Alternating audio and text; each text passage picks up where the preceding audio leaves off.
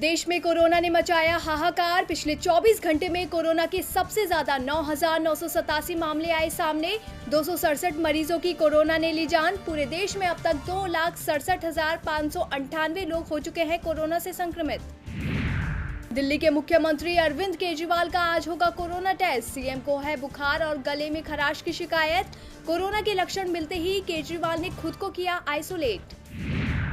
North east राज्यों में भी कोरोना वायरस का खौफ। बढ़ते मामलों के मद्देनजर मिजोरम सरकार ने लिया बड़ा फैसला। राज्य में आज से 2 हफ्ते के लिए संपूर्ण लॉकडाउन किया गया लागू। दिल्ली के अस्पतालों में भी सभी का हो सकेगा इलाज। उपराज्यपाल अनिल बैजल ने पलटा केजरीवाल सरकार का फैसला। आम आदमी पार्टी ने बीजेपी पर साधा निशाना। कहा, एलजी पर दबाव डालकर बीजेपी ने की घटिया राजनीति। चीन के साथ लद्दाख बॉर्डर पर जारी तनाव के बीच चढ़ा सियासी पारा।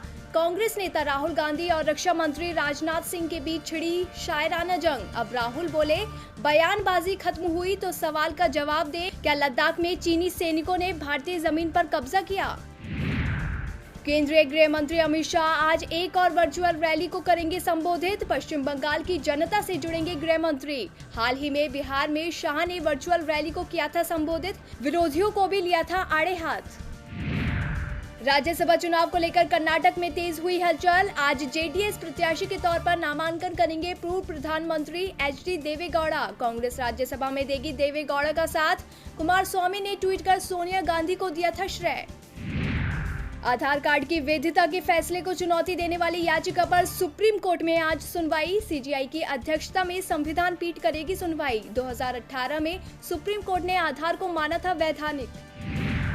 विदेशों में फंसे भारतीयों की वापसी के लिए जारी है वंदे भारत मिशन। भारतीयों को लाने के लिए वंदे भारत अभियान का तीसरा चरण आज से शुरू। अब तक 2 चरण में कई लोगों को पहुंचाया जा चुका है घर। उत्तर भारत के कई राज्यों में आज भी तापमान में दर्ज की जा सकती है गिरावट। मौसम विभाग ने जताया अनुमान। कई इलाकों में बारिश से मौसम होगा सुहाना। मध्य भारत में रहेगी गर्मी।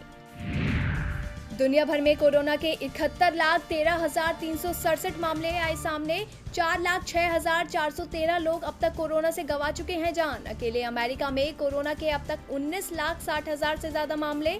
1 लाख से ज्यादा लोगों की हुई मौत। दुनिया का पहला कोरोना मुक्त देश बना न्यूजीलैंड। अस्पताल में भर्ती कोरोना के अंतिम मरीज को उपचार के बाद स्वस्थ होने पर भेजा घर। पिछले 17 दिन से देश में नहीं आया कोरोना का कोई नया केस। प्रधानमंत्री जयसिंडा ने की घोषणा।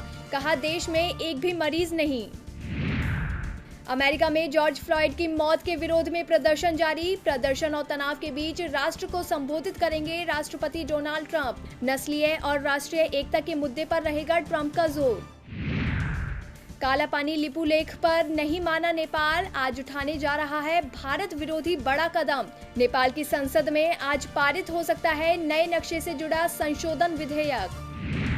अमेरिका के बड़े इलाके की तरफ बढ़ रहा क्रिस्टोबल तूफान। सोमवार को मिसिसिपी के समुद्र तटों पर उठी थी ऊंची लहरें।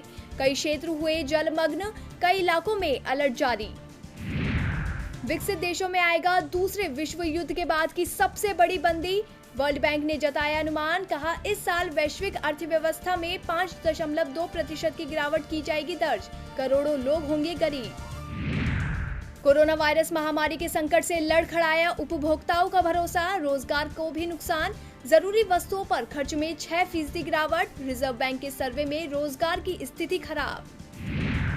एसबीआई ने की अपनी कोष की सीमांत लागत आधारित ब्याज दर। MCLR में 0.25% की कटौती। कल से लागू होगा नियम। एक साल की अवधि की MCLR दर 7.25% से घटकर 7% की गई। लगातार तीसरे दिन पेट्रोल डीजल के दामों में बढ़ोतरी। राजधानी दिल्ली में पेट्रोल की कीमत पर 54 पैसे का हुआ इजाफा। डीजल में 98 पैसे की बढ़ोतरी दर्ज। हफ्ते के दूसरे कारोबारी दिन हरे निशान पर खुला शेयर बाजार। सेंसेक्स 150 अंक उछलकर 34,521 पर खुला। निफ्टी ने 14 अंकों की तेजी के साथ 10,181 पर की कारोबार की शुरुआत।